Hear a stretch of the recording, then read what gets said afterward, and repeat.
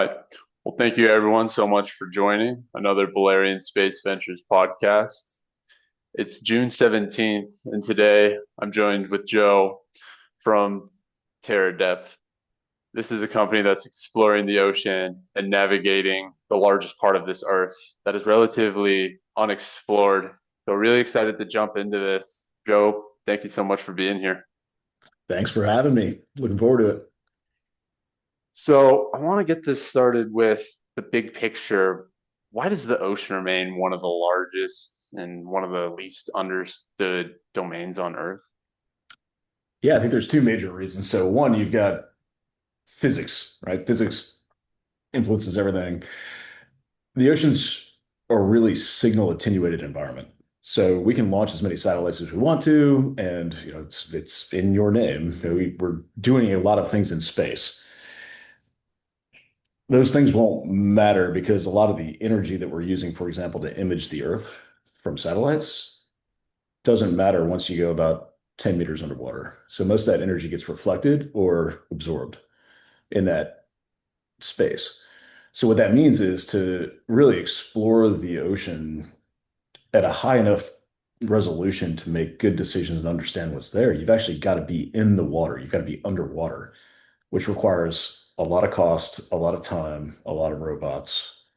And we haven't gone to that expense. And this gets into the second reason. So one, physics. Two, there's a cultural dynamic here where people look out at the ocean and go, I think we got that. And they look at Google Earth and see those ridge lines and stuff. I'm like, yeah, we mapped it. That's all extrapolated data. We haven't mapped hardly any of it.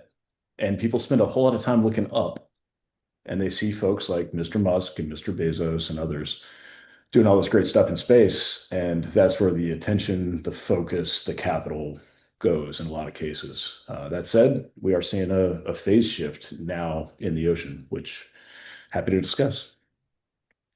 All right. So maybe give us the high level overview of Terradepth and the services and products that you're offering right now and why they're important. Yeah, so Teradep at its heart is a seabed intelligence company. And the vision of the company is to radically improve the way that humanity makes decisions regarding what we do and don't do in the ocean. And again, there's this thought that either we've mapped it or the ocean doesn't matter and Earth is done and we're all going to move to Mars and let's focus on that. And by the way, we're going to build our own ocean on Mars when we can't explore our own, which seems a little silly in that regard, from that narrative perspective. So really what we're out to do is elucidate the ocean environment for the first time. And the fact that we don't understand the ocean causes just this myriad of problems, whether it's on the conservation side of the house, the ocean's a huge carbon sink, it's a huge heat sink. Should we mine the $16 trillion worth of rare earth minerals that are down there, 150 trillion of gold? Will we destroy the planet? We don't know. Because we don't understand the seabed. We don't understand climate change because we don't understand the seabeds, because we don't understand vertical mixing of water and that influences climate and weather patterns and things like that. There's a commercial aspect to this, there's a government aspect to this. You're seeing this right now in maritime choke points, Straits of Hormuz, Malacca, Bab el-Mandeb, Suez Canal. Are they mined or not? We don't know because we don't have a baseline, because we didn't map before things went badly. Um, so those are the types of problems Terradepth's out to solve. Briefly, how we're solving those is we've created what we call the ocean operating system, and there's three parts to that. So if the ocean is mostly a blank canvas, you've got a scale data acquisition, number one, through autonomous asset deployment, because again, you've got to be in the medium to collect data in the ocean. You've got to be close to the seabed. And I'm happy to get into why that's the case, but you've got to basically scale robots to do that cost effectively. Then once you get all that data, you've got to put it in one spot. So you've got to aggregate and integrate that data. To the degree that ocean data is collected right now, it sits on a bunch of hard drives in government safes or in a closet at an oil and gas company with a sticky note on it. And ask me how I know that, because I've seen them. And then the third thing that you do is you write applications on top of that data platform where you've aggregated and integrated that data to make that data, that information useful so you can make a decision. So The ocean operating system is those three layers: applications and appliances that mobilize and operationalize the data that you've integrated, that you've collected through scaled and cost-effective ways. So we do all three of those things at Terradepth. Wow. And what was the aha moment that led you to Terradepth? Maybe talk about, your background and career and your journey up into the point of seeing, this problem and understanding you had a solution to leading you to start this company. Yeah, it's a mix of getting my butt kicked underwater and lost a lot underwater at night, mixed with some combat experience in signal attenuated environments and some opportunity from some really good mentors and partners, just like most others who can start companies, right? So my background, I was in the Navy, so I went to the Naval Academy and then went straight into the SEAL teams. So I was a SEAL officer, did not do a lot of stuff underwater because the war at the time was mostly land-based. So global war on terror is where I spent most of my time. However, in 2005, I was going on my first deployment, and we were learning how to use this new thing called Google Earth to navigate around Baghdad. And yeah, so it was brand new at the time. Keyhole and those guys did an amazing job with Google Maps and Google Earth and all that. And at the same time, this submarine called the USS San Francisco runs into an underwater mountain at flank speed, and you can see the images. They're public on the Google. I mean, just crushed the entire front of the submarine, killed one person, injured most everybody on the boat. At the time, back to my point about looking at Google Earth, we're looking at Google Earth going, well, how did they run into a mountain? You can see the bottom of the ocean with all the mountains. And that's where we learned that most of that data is extrapolated from a wave height because satellites are collecting a bunch of data and it bounces off the sea surface. And then we say, well, hey, based on the way the ocean surface is behaving, there must be a mountain down there.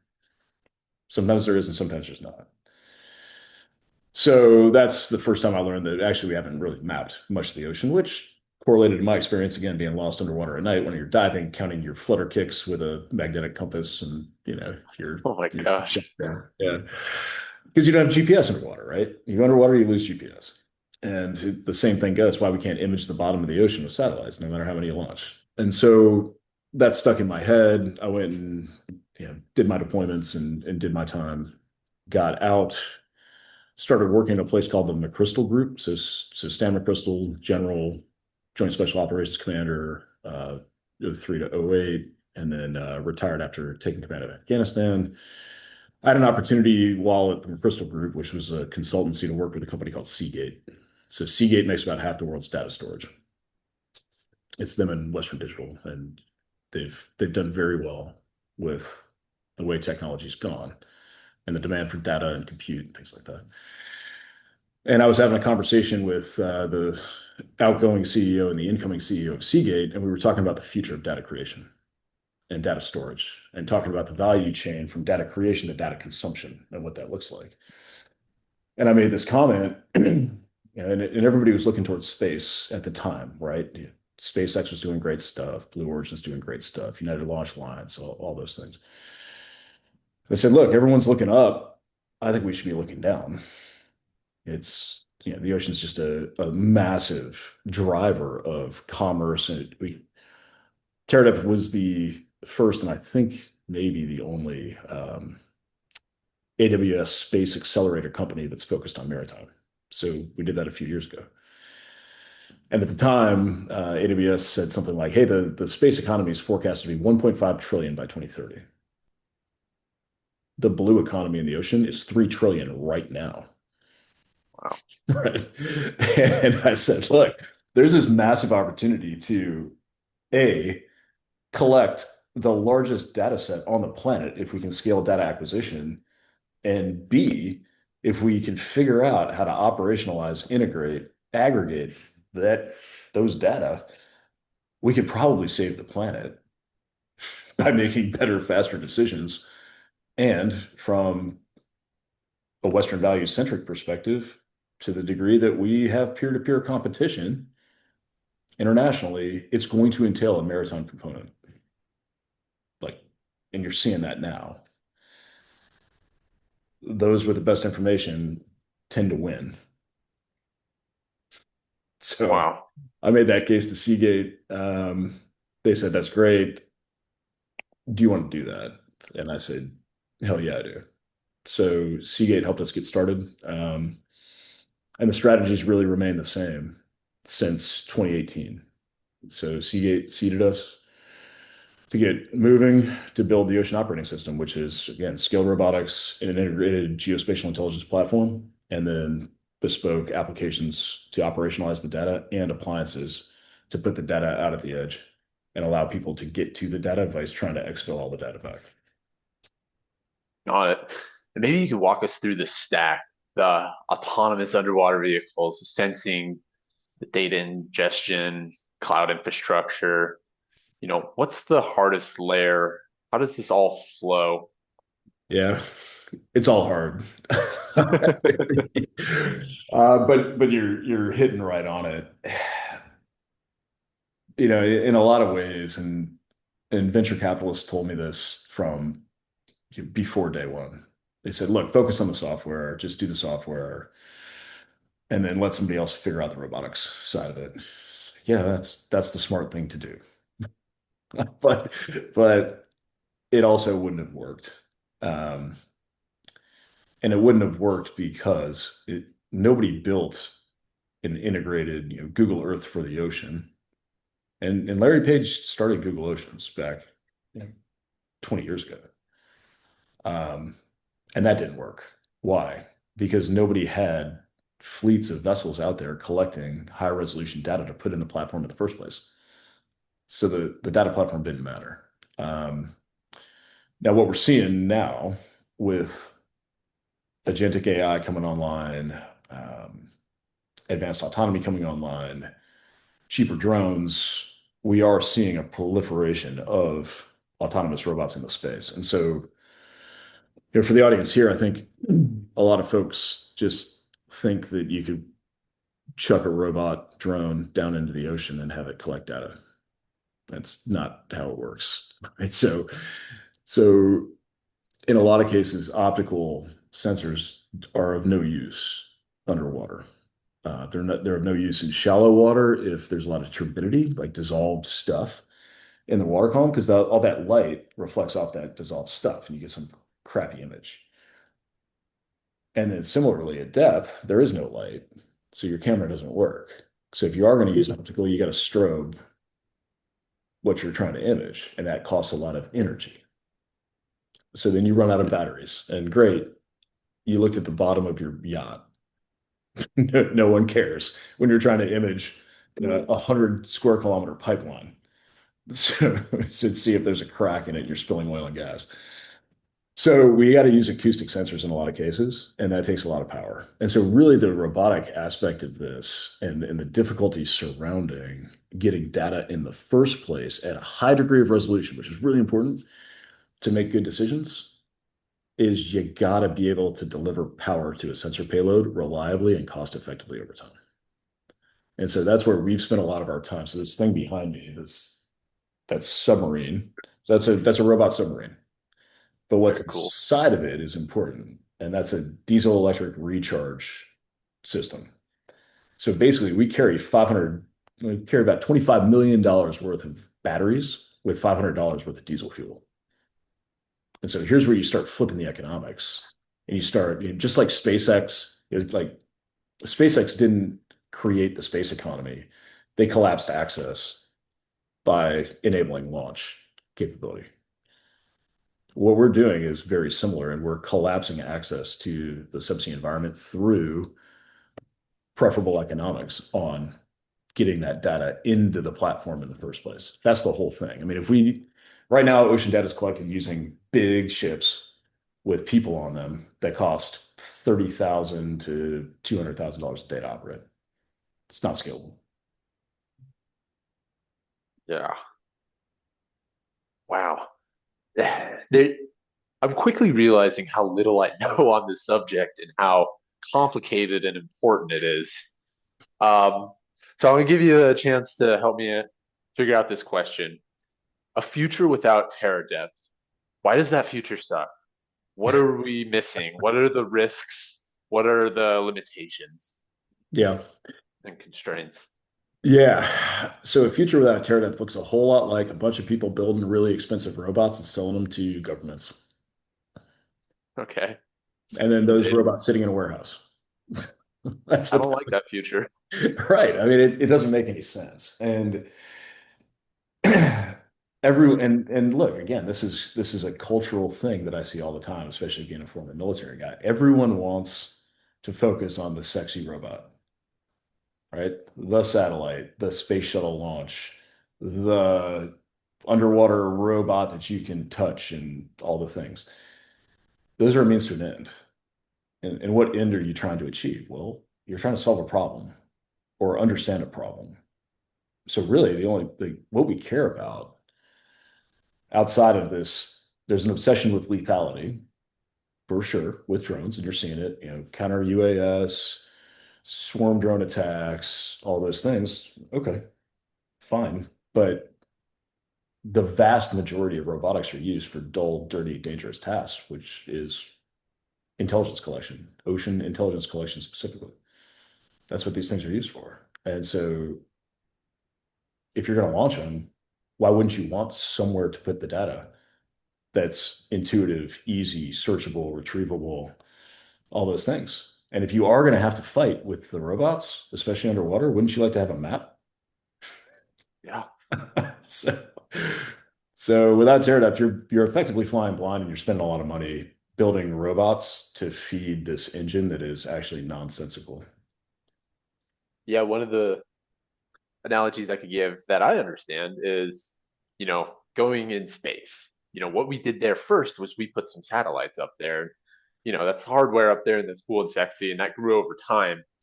But what we're seeing a lot of value in is the space situational awareness. And That's right. now with the Golden Dome, space domain awareness, we have to be really aware of everything up there and know where Yep. things are.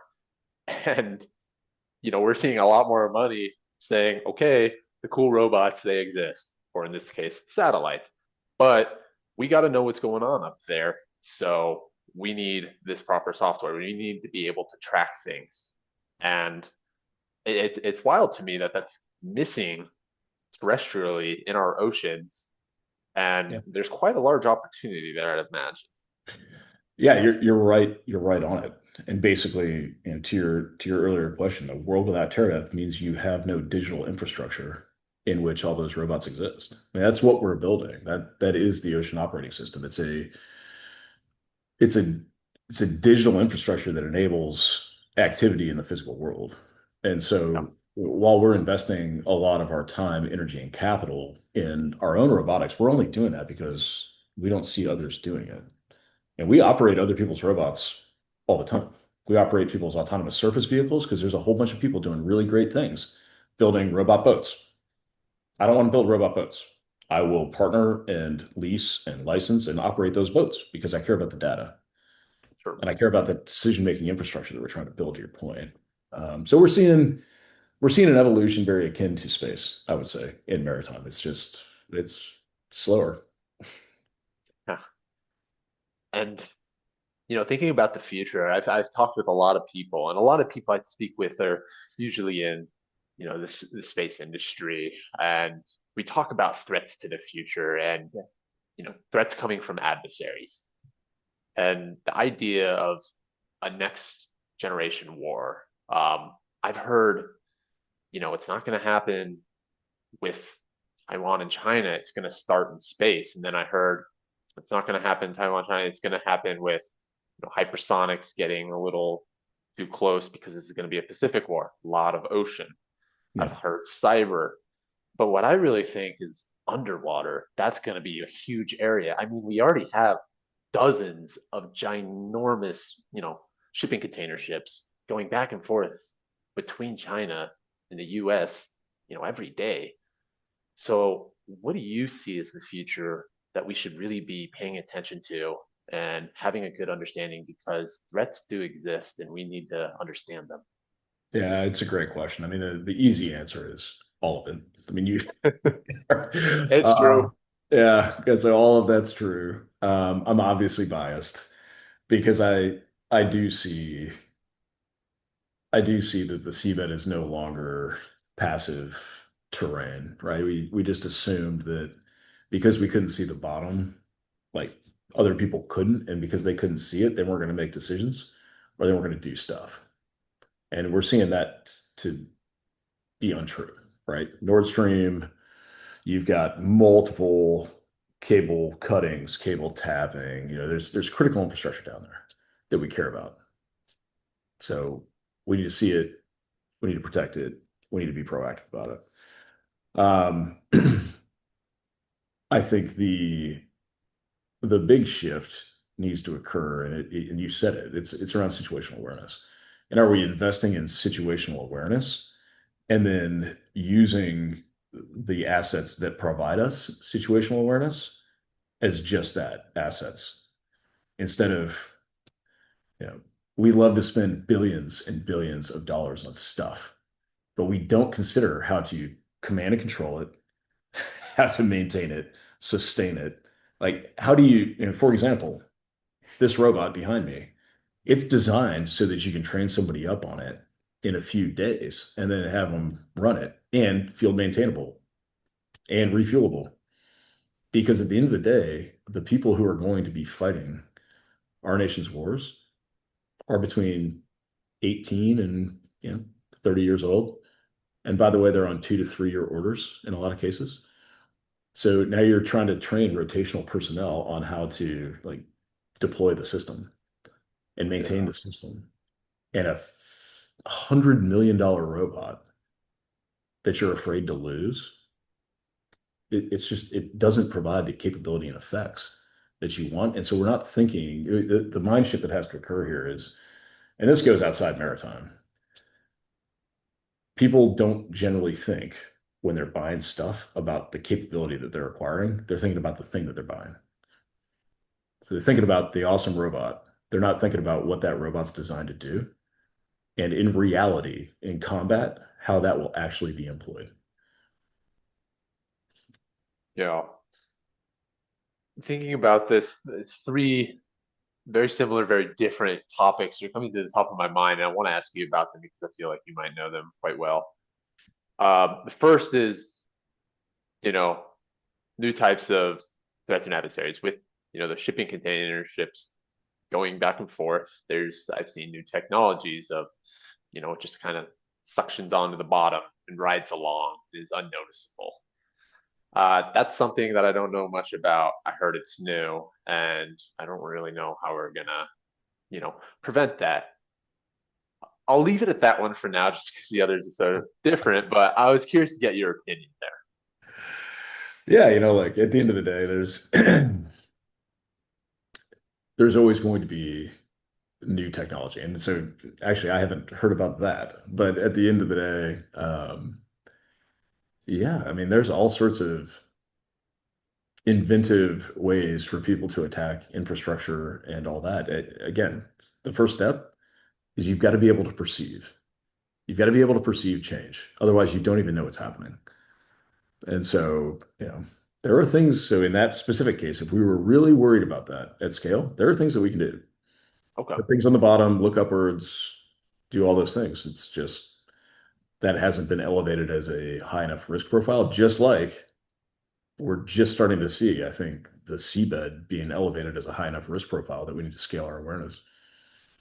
Yeah, and it transitions to my next question, which was I've talked to someone who's done, ocean sensing before, and they were tracking submarines. And I said, if a submarine were to just loiter, just be at the bottom, like, can you find it? And they told me no. Like, they weren't able to see it. If something was to stop, they weren't able to track where it was. It just stopped, was on the bottom of the ocean, like a shipwreck, which are very hard to find, and it was just loitering there.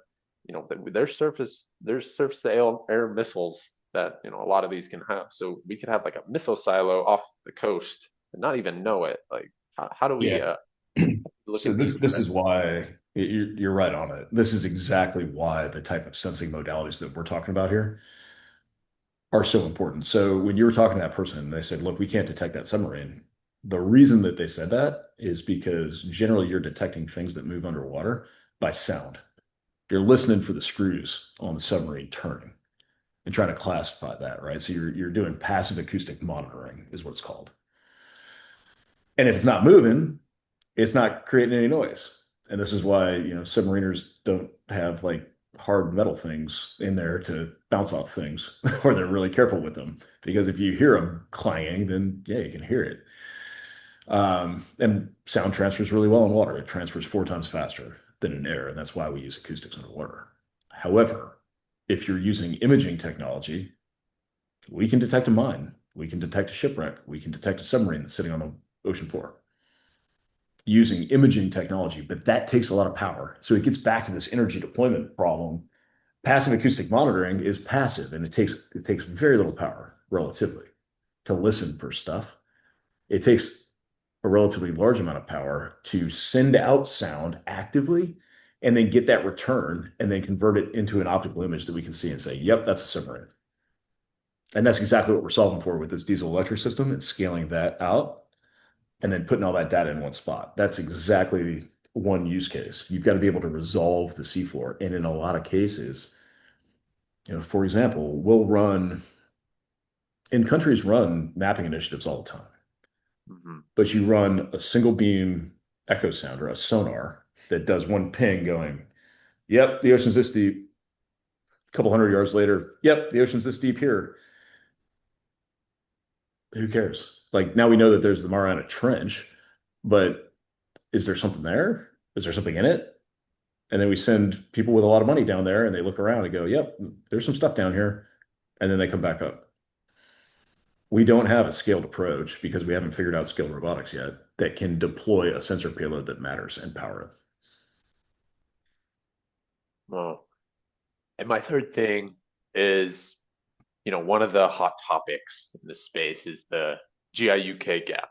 And for those who don't know, the GI, I think I'm saying it right, GIUK gap, that's between Iceland and Greenland and, the UK and Iceland. It's this small gap in the Arctic Ocean where it's the only real access point for Northern Fleet pass through.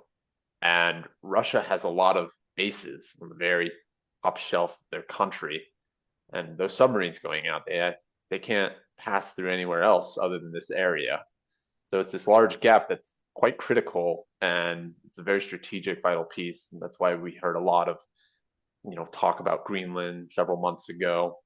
So I want to get your take on this and, where we are right now with, maintaining that gap and controlling it, and what the threats we should really be paying attention to are, and like how real are they? Yeah. I think in general, the issue you're articulating goes for all those other choke points too, right? So going back to you know, 20, God, 25 years ago now, Naval Academy, the first thing you learn in naval heritage is, Alfred Thayer Mahan, do sea power concepts. And since, I don't know, before people started writing, they cared about maritime choke points where land came together. And it's, the military term is canalization, right? So you're being channeled into an area. And that's where you lose optionality of maneuver and optionality of what you do or what is done to you. And these pieces are critically important, right? Because whether it's from a defense standpoint where submarines have to go through, or 70% of the Earth's seaborne energy goes through 8 choke points: Hormuz, Bab el-Mandeb, Suez Canal, Malacca Straits. Critically important. So it's not just that one, I guess is the first point. Second point, how real are the threats? They're real, and they've been real for thousands of years. So nothing has changed. What has changed is our ability to perceive that environment. And so now I would argue, the demand is and the race is to be able to perceive that environment faster at a higher resolution than anyone else. And that is going to require scaled robotic deployment, but it's also going to require that entire stack of, great, I got the data. Instead of mailing it on a hard disk drive, which is what people were doing before we built our software platform, I swear to God, we still have people do that because they don't, some people So people are like, well, we'll mail the hard disk drives to you. Like, we don't need to mail them. Like, no, that's how we always do it. We'll just mail them. Okay. We have to have that entire stack. We've got the technology now to do so. And especially with agentic AI coming on board, like, everybody has this AI play, and I get it. And that's how people raise money, and that's fine. Underwater agentic AI really matters because when you start talking about artificial intelligence being able to have agency and do things in the real world, that actually matters underwater because we don't have communication with the robot. These autonomous surface vessels, these robot sailboats and stuff, they can be remote controlled because you can communicate with it. It's on top of the ocean. We can't do that underwater. We don't have communication. And if we do have communication, it's so low bandwidth that we're not telling it to go right, left, up, down. It's doing what it was told to do and what it knows how to do. And so you can deploy AI on-prem on that robot. Now you're talking. And so, we're heavily invested in that, again, from a data collection at scale perspective to go into the platform. So long answer to your question, but one, it's important. Two, it's always been important. Three, I think we've got the technology now to make a difference. And the difference needs to be perception at scale at a high resolution to be able to perceive all those potential threats that you've highlighted a couple times now. Yeah. And who are your first real customers that really get it and are paying? Is it entirely government? Is there commercial use cases or maybe, other studies who want to use your service, Yeah. Yeah. researchers? So we sit at the intersection of conservation, commercial, and government use, right? So if you want to put something down on the seabed, pick it up, or know the condition of what's there or what's not there, you're our customer. Um, we've done work for commercial entities, government entities, conservation entities, um, across the board. So, now we're probably 70-30 government type work to commercial work.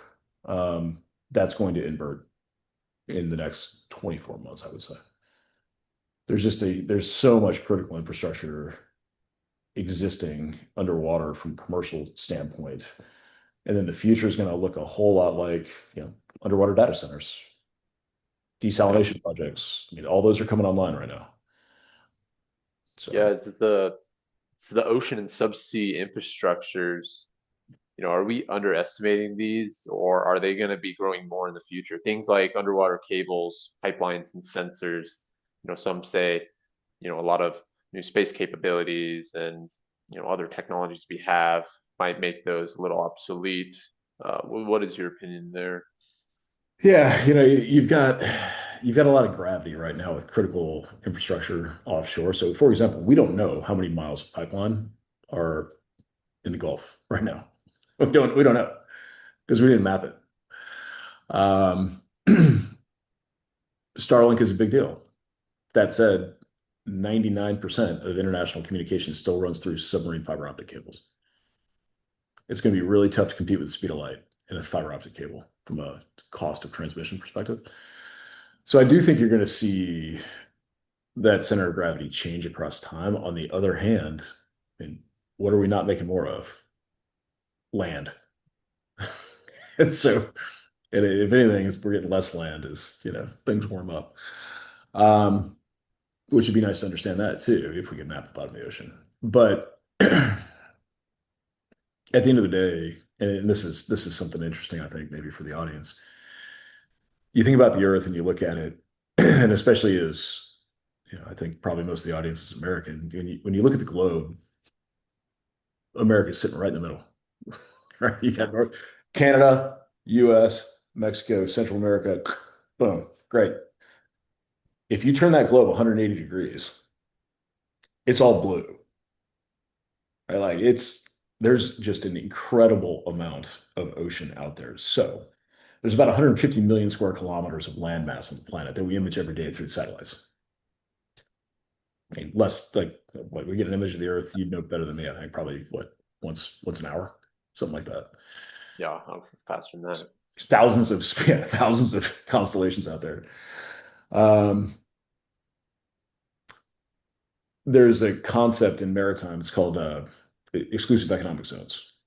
And so this is where a sovereign nation, by international law, has exclusive economic rights to anything on the water, in the water, under the water, on the seabed, or under the seabed.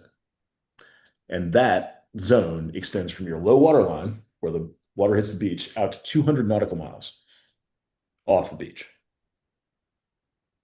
That distance, that area is equivalent to all the landmass on the planet. And that's only Wow. 24% of the ocean. So there's 150 some odd million square kilometers of countries, exclusive economic zones on the planet, and we've mapped almost none of it. Which begs the question of future of giant secret underwater bases. Well, and you're highly incentivized to, I understand how much fossil fuel reserves you have there. I mean, even outside, some crazy Aquaman thing. How much gold do we have as a country? How much oil and gas do we have down there? We're very concerned about rare earth minerals. How much of that do we have? Right? We don't know. Yeah. Do you think it's harder to build and create underwater, operate in that niche, or in space? Yeah, I'm going to get in massive amounts of trouble with No, your you're good. audio space here. It's different. I mean, we don't have to deal with the distances, obviously, of space. On the other hand, it's almost the inverse problem set. So space, you're dealing with, massively long distances, vacuum, right? No corrosion though. So in the ocean, we deal with high pressure, no light, no ability to communicate. You're getting feeds from like millions of miles away in space, and you can. You know, I can't talk to you underwater. If you and I are underwater, like I can't talk to you, and I can't see you past a certain distance, right? So it's an inverse problem set. I would say the environmental factors are worse. They're harder to design for. They're more dynamic, right? Like in space, you don't have waves and those kind of physical forces that are very real. When we talk about trying to recover, you can you can dock at the International Space Station because there's not a whole lot moving you around there. Try and pick up a 7,000 pound robot out of the ocean. A little different. Yeah, a little different. So there's a lot of operational issues that we have, and frankly, though, I mean, we just don't have as much capital to deal with, which is where Balerion can help us. But yeah, there's been so much money put into space, and rightfully so. You Sure. know, we and you can just look at the budgets. Look at NASA's budget versus NOAA's budget. So most people probably don't even know what NOAA is who are listening to this. I'll admit I've heard it and I'm trying to remember it off the top of my head what it stands for. Yeah, it's National Oceanic and Atmospheric Agency. I And should know that. so basically, NASA's budget is, I think, last time I looked, was 160x NOAA's. Not even factoring in Space Force. Well, yeah, I I don't mean, you think, could look at Space Force. There's Navy, maybe. right? Yeah. Um, and so there's a real capital difference in that, again, it's not rocket science, literally, but it's close. You've just got a bunch of different design factors you've got to take into account. And most of it's around signal attenuation in the physical environment, waves, currents, and there's a cost factor here. It's a lot easier to lose something in the ocean than it is to lose something in space because again, you can't see it. We flew a Yeah. robot into an underwater cave one time at 700 meters. It's gone. Wow. We think it's in a cave. We don't know. I mean, how do you, what's the best way to really operate in these GPS denied zones, like deep underwater, and really be able to communicate? Is there a way? I mean, you're just saying the 700-meter cave, like just being Yeah. gone. Like, how do we fix that? Yeah, the best way to account for it is to plan for it, right? And Okay. this goes for I mean, the short answer is have really smart robots and have a lot of them and know you're going to lose them. That's that's the way that you deal with that in reality. And it's the same thing. I mean, in the SEAL teams, for example, and we ran into this, as we started transitioning technology really rapidly, and that's what you do when people are dying and you've got that impetus, right? Body armor got better, all your kit got lighter, your ability to communicate with aircraft and unmanned aircraft and all the thing. I mean, all of that got really streamlined and we got very good in a relatively short amount of time. But what you would see with some of the younger guys is they got very reliant on it. And they would assume that, hey, I've always got a satellite communication link to the close air support asset that I have above me all the time who's watching me to make sure that nobody's going to kill me up ahead around that bend. Yeah. Well, what happens when you don't have that? What happens when your comms go out? What happens when your radio breaks? What happens when your batteries fail? So, you, so you have all these backup plans as a special operations force to deal with those things, because that is reality. Like radios don't work. In my case, I'm an electromagnetic hole, and so I'm the only guy who can't hear anything on a radio sometimes. But you have to account for those things, and especially in the environment that we're talking about, it's inherently bandwidth constrained. So you have to account for the fact that you will not be able to talk to the robot, and it's going to have to do what it's designed to do. And you've got to assume that you will lose them. And we're seeing it happen now. I mean, a lot of these robots that are designed for somebody to buy, the manufacturer just says, buy the robot. Good luck. Let us know if it breaks. We'll charge you to fix it. People are paying tens of millions of dollars for these robots, and God help you if that thing doesn't come back. And so what you're seeing is people actually aren't deploying them. They're taking that potential capability and they're like, well, I've got this capability, but I'm not going to put it out there because it's too expensive. What if I lose it? That's not what it's that old you know, ships are ships are safe in harbor, but that's not what ships are designed for. Oh, You've got to design the system in a way that you're willing to accept the risk. yeah. Could a well-funded competitor replicate this, what you're doing at Terradepth, or is there, a compounding advantage over time that you have? No, we're the only people in the world who can do this. No, that's not true. The So working backwards, yes, there's a compounding advantage over time, right? And it's like anything else. Incumbency is always a big deal, especially when you're dealing with sensitive data. So, for example, we can deal with classified data at Terradepth. We can deal with unclassified data at Terradepth. We've got advanced security systems. We can make your data very secure, or we can allow you to share it with whoever you'd like to. Um, so there's an advantage there. At the end of the day, and investors always ask me this question, and you don't want to be too cavalier about it because we definitely have. I mean, I like to think that we've got a well thought out intellectual property strategy here with patents and trade secrets, and we've got a rationale for how we approach those things, whether it's software, hardware, through that operating system stack. The answer to your question, though, is anybody can do anything given enough time and money, right? So, if Google really wanted to do what we have done, could they replicate Absolute Ocean? Could they start printing these robots out at scale? Sure. I mean, Okay. that said, would they?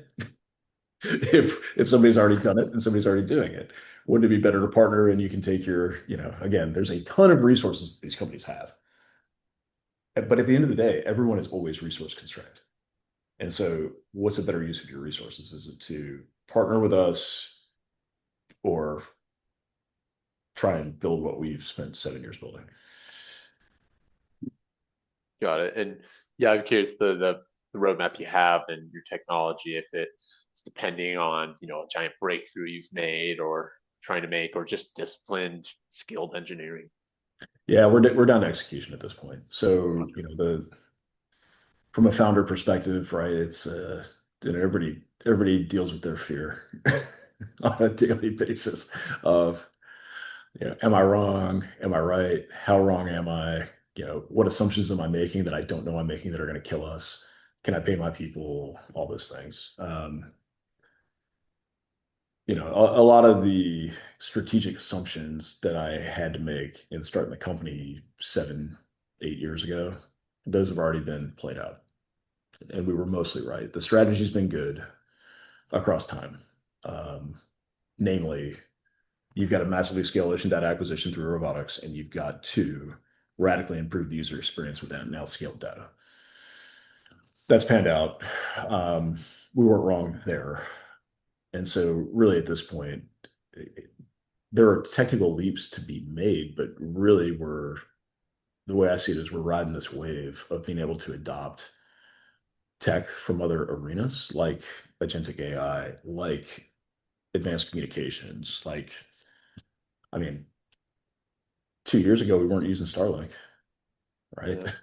Yeah. So, Crazy. yeah. And, so a lot of that, and a lot of it comes down to the economics and the business models and things like that. So we're really down to execution at this point. And from a roadmap perspective that you mentioned it's from a military planning perspective, you got branches and sequels, right? So branch is something that takes you off your base plan. And a sequel is basically how many resources you put towards it. How fast do I go and where do I accelerate and where do I slow down based on the marshaling of those resources?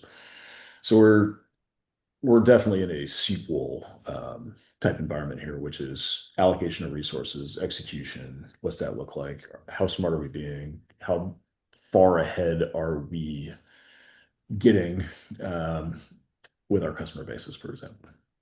Uh, you were talking about, the data you have be private, classified, or, open, unclassified. I was curious how you think about data ownership. Like, if you map it, do you own it? Yeah, good question. It depends. Generally, it depends on, and this is why drastically dropping that cost of data acquisition is so important. Because right now, getting data, especially in the deeper ocean, I mean, in deeper oceans, generally I say like 200 meters. It's the aphotic zone where light is gone. It's expensive, and so if you pay somebody to go get you that data, you own it. So the vast majority of data that we deal with is customer owned. However, we launch our own robots. And so if I'm out there collecting data, I own that data.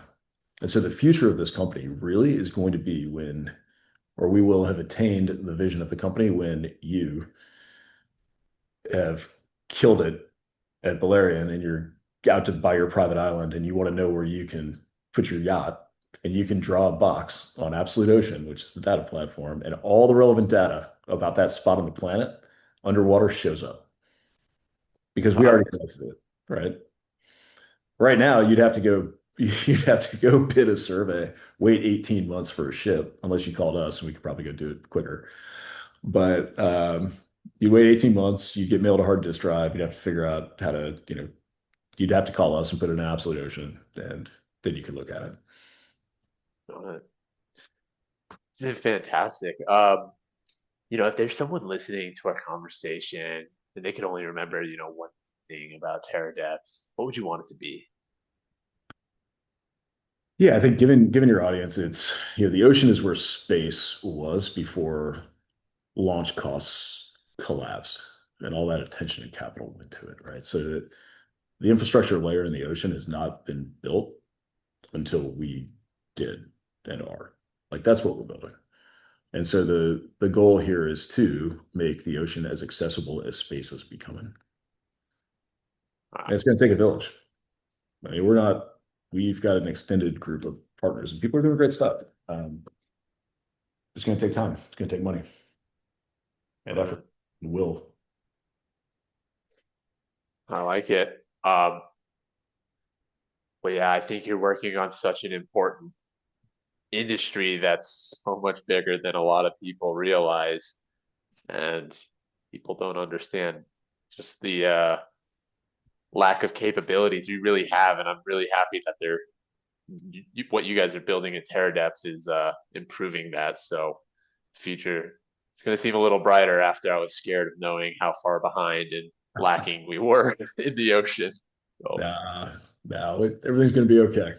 But yeah, we got to keep working. So appreciate everything you guys are doing, though. I appreciate the chance to be on here. Absolutely, Joe. It's been a great time chatting with you. It's been a fantastic conversation. I want to thank you so much for taking the time to join us today. Yeah, same here. All right. All right. Thanks so much. Thanks, Take Aidan. care.